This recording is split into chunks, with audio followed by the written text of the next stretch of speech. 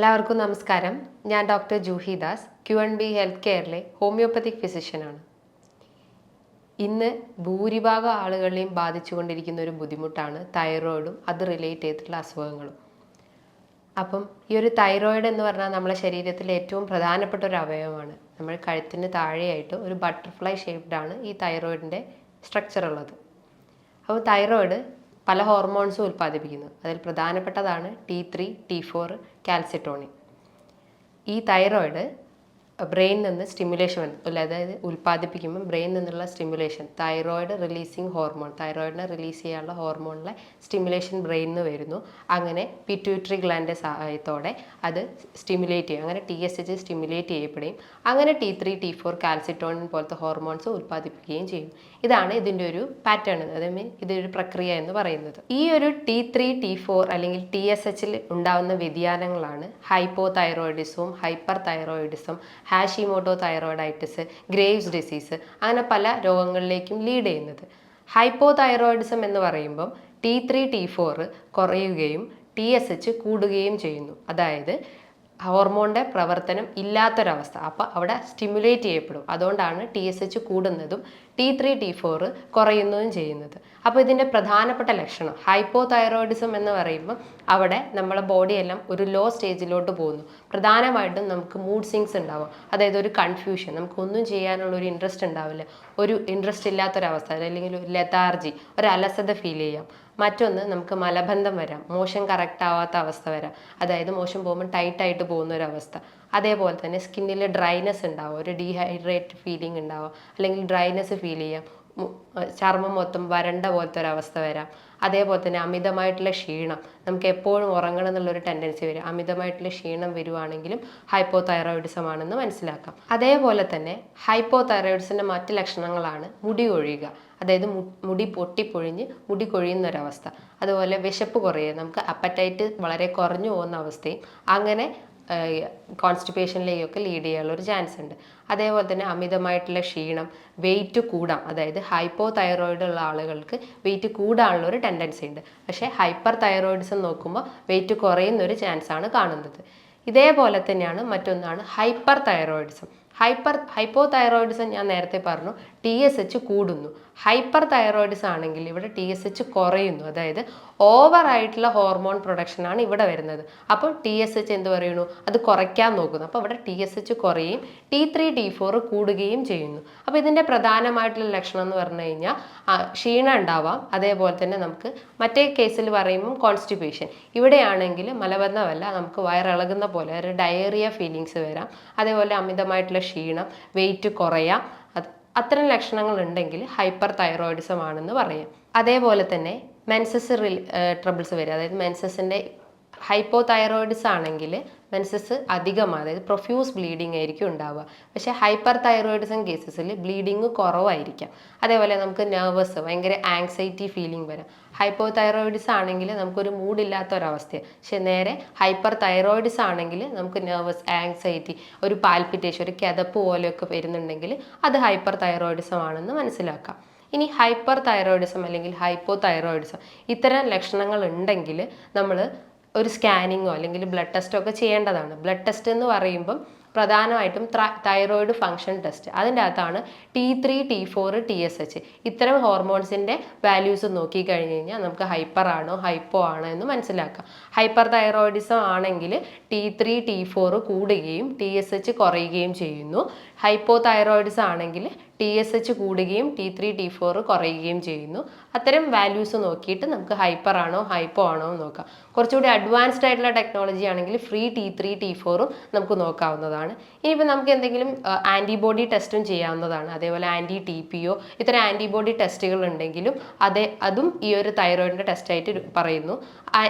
Antibody TPO എന്നൊക്കെ പറയുമ്പം അതായത് നമ്മളെ ഇമ്മ്യൂൺ സിസ്റ്റത്തിന് എത്രത്തോളം അത് എഫക്റ്റ് ആയിട്ടുണ്ട്, അല്ലെങ്കിൽ ആൻറ്റിബോഡീസ് എത്രത്തോളം നമ്മുടെ ബോഡിയിൽ ഉണ്ട് എന്നൊക്കെയാണ് ഈ TPO ടെസ്റ്റിലൂടെ മനസ്സിലാക്കുന്നത്.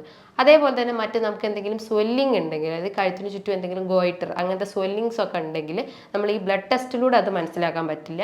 അതൊരു സ്കാൻ ചെയ്താലേ നമുക്ക് പറ്റുള്ളൂ. അതായത് നെക്കിൻ്റെ ഒരു സ്കാനിങ് എടുത്തു കഴിഞ്ഞാൽ ആ ഒരു സ്വെല്ലിംഗ് എത്രത്തോളം ഉണ്ടെന്ന് മനസ്സിലാക്കാൻ പറ്റും. അതേപോലെ നമുക്ക് എന്തെങ്കിലും തൊട്ട് നോക്കുമ്പോൾ എന്തെങ്കിലും പെയിൻ ഫീൽ ചെയ്യുകയാണെങ്കിൽ, അതായത് ഓവറായിട്ടുള്ള സ്വെല്ലിംഗ് ഉണ്ടെങ്കിൽ നമ്മളൊരു FNAC ചെയ്യുന്നതാണ്. അതായത് ക്യാൻസറസ് സ്റ്റേജ് ആണോ അല്ലയോ എന്നൊക്കെ ഈ ഒരു FNAC എന്ന് മനസ്സിലാക്കാം. FNAC എന്ന് പറഞ്ഞു കഴിഞ്ഞാൽ ഫൈൻ നീഡിൽ ആസ്പിരേഷൻ സൈറ്റോളജി എന്ന് പറയും. അതിന് പല ഗ്രേഡുകളുണ്ട്. ടിറാഡ് സ്റ്റേജ് എന്നാണ് അതിന് പറയുക. അങ്ങനെ 4 ഗ്രേഡൊക്കെ ആയിട്ടാണ് ഈ ടിറാഡ് സ്റ്റേജിൻ്റെ തരം തിരിച്ചിട്ടുള്ളത്. അപ്പോൾ ഏത് സ്റ്റേജ് ആണെന്ന് ഈ ഒരു FNACയുടെ മനസ്സിലാക്കാൻ പറ്റും. ഇത്തരം ലക്ഷണങ്ങൾ ചിലപ്പോൾ നമുക്കൊരു ആദ്യം തുടക്കത്തിലൊന്നും ചിലപ്പം കാണിച്ചെന്ന് വരില്ല. പക്ഷേ ഒരു സ്റ്റേജ് കഴിഞ്ഞ് കഴിഞ്ഞാലാണ് നമുക്ക് അമിതമായിട്ടുള്ള ക്ഷീണം, അല്ലെങ്കിൽ വെയിറ്റ് കുറയുന്നതും വെയിറ്റ് കൂടുന്നതും ഡ്രൈനെസ് ഉണ്ടാവുന്നതും, അല്ലെങ്കിൽ മലബന്ധം അല്ലെങ്കിൽ വയറിളക്കം, ഇത്തരം ലക്ഷണങ്ങൾ ഉണ്ടെങ്കിൽ നമുക്കൊരു ബ്ലഡ് ടെസ്റ്റ് ചെയ്തിട്ട് തന്നെ അത് അറിയാൻ പറ്റുള്ളൂ. അല്ലാതെ ജസ്റ്റ് ഒരു ഡയറക്റ്റ് ഒരു ഇത് കണ്ടു കഴിഞ്ഞാൽ നമുക്ക് മനസ്സിലാക്കാൻ പറ്റില്ല. ചിലപ്പോൾ അത് വൈറ്റമിൻ ഡിൻ്റെ കുറവുണ്ടാവാം, അല്ലെങ്കിൽ കാൽഷ്യക്കുറവുണ്ടാവാം, അല്ലെങ്കിൽ രക്തക്കുറവുണ്ടാവാം. അപ്പോൾ ഇത്തരം പ്രശ്നങ്ങൾ ഉണ്ടെങ്കിൽ നമ്മളൊരു ബ്ലഡ് ടെസ്റ്റ് ചെയ്തേ മതിയാവുള്ളൂ, അല്ലെങ്കിൽ ഒരു സ്കാനിങ്ങിലൂടെയൊക്കെ നമുക്ക് മനസ്സിലാക്കാൻ പറ്റും. അപ്പോൾ അത് ഹൈപ്പർ ആണോ ഹൈപ്പോ ആണോ അല്ലെങ്കിൽ മറ്റെന്തെങ്കിലും ബുദ്ധിമുട്ടാണോ എന്നൊക്കെ മനസ്സിലാക്കാൻ പറ്റും. ഈ ഒരു തൈറോയ്ഡ് റിലേറ്റഡ് ഇഷ്യൂസ് പല കാരണങ്ങൾ കൊണ്ടാവാം. പ്രധാനമായിട്ടും അമിതവണ്ണം ഉള്ളവർക്ക് തൈറോയ്ഡ് റിലേറ്റഡ് ഇഷ്യൂസ് വരാം. അതാണ് നേരത്തെ പറഞ്ഞു, അത് വെയിറ്റ് കൂടാം, വെയിറ്റ് കുറയാം. അങ്ങനെ പല പ്രശ്നങ്ങളും അമിതവണ്ണം ഉള്ള ആളുകൾക്കും ഈ തൈറോയ്ഡ് ഇഷ്യൂസ് വരാം. അതേപോലെ തന്നെ അന്തരീക്ഷ മലിനം, അതായത് എൻവയോൺമെൻറ്റൽ പൊല്യൂഷൻ കാരണം, അതായത് എന്തെങ്കിലും ടോക്സിൻസോ അല്ലെങ്കിൽ പെസ്റ്റിസൈഡ്സോ ഒക്കെ നമ്മുടെ ബോഡി രക്തത്തിൽ അലിഞ്ഞ് ചേരുമ്പോഴും ഈ ഒരു തൈറോയ്ഡ് ഇഷ്യൂസ് വരാം. അതേപോലെ തന്നെ പ്രഗ്നൻ്റ് ആയിട്ടുള്ള വുമൻസിലും ഈ ഒരു തൈറോയ്ഡ് പ്രോബ്ലം വരാം. അതായത് കൂടുതലായിട്ട് ഹോർമോൺ വേരിയേഷൻ നടക്കുമ്പോഴും ഈ ഒരു തൈറോയ്ഡ് ഇഷ്യൂസ് വരാനുള്ളൊരു ചാൻസ് ഉണ്ട്. അതേപോലെ തന്നെ പ്രധാനമായിട്ടുള്ള ഒരു കാരണമാണ് അമിതമായിട്ടുള്ള ടെൻഷൻ, അതായത് അമിതമായിട്ടുള്ള സ്ട്രെസ്. ഇത്തരം ബുദ്ധിമുട്ടുകൾ ഉണ്ടെങ്കിൽ അതൊരു തൈറോയ്ഡ് ആണെന്ന് മനസ്സിലാക്കാം. ഇനി എന്തൊക്കെയാണ് ഇത്തരം ബുദ്ധിമുട്ടുകൾ വന്നു കഴിഞ്ഞാൽ നമ്മൾ ഭക്ഷണത്തിലൂടെ മാറ്റിയെടുക്കാൻ പറ്റുന്നത്, ഭക്ഷണ രീതികൾ എന്തൊക്കെയാണെന്ന് നോക്കാം. അപ്പം പണ്ട് നമ്മൾ പല ദൂരദർശനിലൊക്കെ പല ആഡുകൾ കാണാറുണ്ട്. ഈ അയോഡിൻ്റെ അളവ് കുറഞ്ഞു കഴിഞ്ഞാൽ ഗോയിറ്റർ വരാം, അല്ലെങ്കിൽ ഹൈപ്പോ തൈറോയിഡ്സ് ആവാം, ഹൈപ്പർ തൈറോയിഡ്സ് ആവാം എന്നൊക്കെ പറഞ്ഞ് കേട്ടിട്ടുണ്ട്. അപ്പം പ്രധാനമായിട്ടും നമ്മൾ സാൾട്ടിൻ്റെ ഇൻടേക്ക് കുറഞ്ഞു കഴിഞ്ഞാലും ഈ ഒരു തൈറോയിഡ് ഇഷ്യൂസ് വരാനുള്ളൊരു ചാൻസ് ഉണ്ട്. അപ്പോൾ ഡെയിലി ഒരു 1-1.5 ടീസ്പൂൺ മാത്രമേ നമ്മൾ സാൾട്ട് എടുക്കാൻ പാടുള്ളൂ. അത് അധികമായി കഴിഞ്ഞാലും കുറഞ്ഞു കഴിഞ്ഞാലും തൈറോയിഡ് ഇഷ്യൂസ് വരാം. അതേപോലെ തന്നെ ഗ്ലൂട്ടൻ അടങ്ങിയിട്ടുള്ള ഡയറ്റ്, അതായത് ഗ്ലൂട്ടൻ അടങ്ങിയിട്ടുള്ള ഭക്ഷണങ്ങൾ കൂടുതലായിട്ട് കഴിക്കുമ്പോൾ, ഗ്ലൂട്ടൻ എന്ന് പറഞ്ഞു കഴിഞ്ഞാൽ ഒരു പ്രോട്ടീനാണ്. അതായത് ഈ ആട്ട, മൈദ, റവ അതിലൊക്കെ കാണപ്പെടുന്ന ഒരു പ്രോട്ടീനാണ്.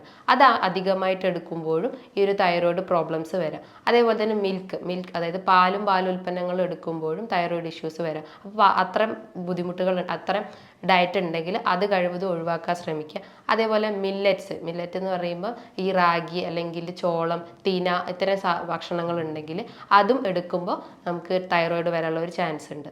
ഇന്ന് പലർക്കും ഉള്ളൊരു സംശയമാണ് ക്യാബേജ് അഥവാ ക്രൂസിഫറസ് വെജിറ്റബിൾസ് ഒക്കെ തൈറോയ്ഡ് പേഷ്യൻസിന് കഴിക്കാൻ പറ്റുമോ എന്ന്.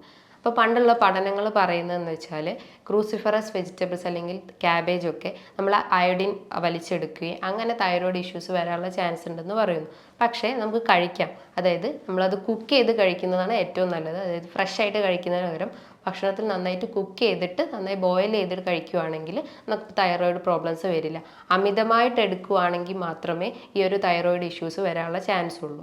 ഇനി എന്തൊക്കെയാണ് നമ്മൾ കഴിക്കേണ്ട ഭക്ഷണങ്ങൾ എന്ന് നോക്കാം. ഞാൻ നേരത്തെ പറഞ്ഞു അയോഡിൻ അടങ്ങിയിട്ടുള്ള ഭക്ഷണങ്ങൾ നന്നായി കഴിക്കുക. അതായത് സാൾട്ട് ഇൻടേക്ക് കൂട്ടുക. ഡെയിലി ഒരു 1.5 ടീസ്പൂൺ സാൾട്ട് എടുക്കുന്നതുകൊണ്ട് കുഴപ്പമൊന്നുമില്ല. അതേപോലെ സെലീനിയം അടങ്ങിയിട്ടുള്ള ഭക്ഷണം, സെലീനിയം ഒരു ആൻറ്റി ഓക്സിഡൻ്റ് ആണ്. അപ്പോൾ ഈ ഇൻഫ്ലമേഷൻ കുറയ്ക്കുകയും നമ്മുടെ ബോഡിയിലെ TP അല്ലെങ്കിൽ ആൻറ്റിബോഡീസ് ഒക്കെ കുറയ്ക്കാൻ സഹായിക്കും. അതായത് സെലീനിയം കൂടുതലായിട്ടുള്ള ഭക്ഷണം എന്ന് പറഞ്ഞു കഴിഞ്ഞാൽ മഷ്റൂംസ്, ഫിഷ് അല്ലെങ്കിൽ ചിക്കൻ, ഇതിൻ്റെ അകത്ത് കൂടുതലായിട്ടും സെലീനിയം ഉണ്ട്. അപ്പോൾ അത് ഭക്ഷണത്തിൽ ഉൾപ്പെടുത്താൻ ശ്രമിക്കുക. അതേപോലെ തന്നെ നമ്മൾ പാല്, ചായയൊക്കെ കുടിക്കുന്നവരാണെങ്കിൽ അതും പാൽ ഉൽപ്പന്നങ്ങളാണ്, അത് ഒഴിവാക്കാൻ ശ്രമിക്കുക. പകരം നമ്മൾ തൈര് ഉണ്ടെങ്കിൽ അത് ഒഴിവാക്കാൻ ശ്രമിക്കുക. അതേപോലെ തന്നെ നമ്മൾ എന്തെങ്കിലും ക്രൂസിഫറസ് വെജിറ്റബിൾസ് ഉണ്ടെങ്കിൽ അത് ഒഴിവാക്കാൻ ശ്രമിക്കുക. പകരം അയഡിനും സെലീനിയും അടങ്ങിയിട്ടുള്ള ഭക്ഷണം കൂടുതലായിട്ട് കഴിച്ചുകൊണ്ടേ നിൽക്കുക. അപ്പോൾ നമുക്കൊരു പരിധി വരെ നമുക്ക് ഈ ഒരു തൈറോയിഡിനെ തടഞ്ഞു നിർത്താൻ സഹായിക്കുന്നതാണ്. ഇങ്ങനെ ഭക്ഷണത്തിലൂടെ തന്നെ നമുക്കൊരു പരിധി വരെ ഈ ഒരു തൈറോയ്ഡ് പ്രോബ്ലംസ് മാറ്റിയെടുക്കാം. ഭക്ഷണത്തോടൊപ്പം തന്നെ നമ്മൾ നന്നായിട്ട് എക്സസൈസ് മെയിൻറ്റെയിൻ ചെയ്യുക, ബോഡി വർക്കൗട്ട് ചെയ്യുക, അല്ലെങ്കിൽ മറ്റെന്തെങ്കിലും വർക്കൗട്ട്സ് ഒക്കെ ചെയ്യുക. അങ്ങനെ പല വർക്കൗട്ട്സ് ഒക്കെ ചെയ്യുമ്പോഴും അതേപോലെ തന്നെ ഡയറ്റ് മെയിൻറ്റെയിൻ ചെയ്യുമ്പോഴും നമുക്ക് ഈ ഒരു തൈറോയിഡിൻ്റെ പ്രോബ്ലംസ് കുറയ്ക്കാം. തൈറോയിഡിൻ്റെ ഒപ്പം തന്നെ നമുക്ക് വൈറ്റമിൻ ഡിൻ്റെ പ്രശ്നം ഉണ്ടെങ്കിൽ വൈറ്റമിൻ ഡി സപ്ലിമെൻറ്റ്സ് എടുക്കാവുന്നതാണ്. ഡെയിലി ഒരു മന്ത്ലി ഒരു 60K അല്ലെങ്കിൽ വീക്കിലി ഒരു 60K യൂണിറ്റുള്ള വൈറ്റമിൻ ഡി സപ്ലിമെൻറ്റ്സ് എടുക്കാവുന്നതാണ്. ഡെയിലി ആണെങ്കിൽ ഒരു 600 ഇൻ്റർനാഷണൽ യൂസ് സപ്ലിമെൻറ്റ്സ് എടുക്കുന്നതുമാണ്.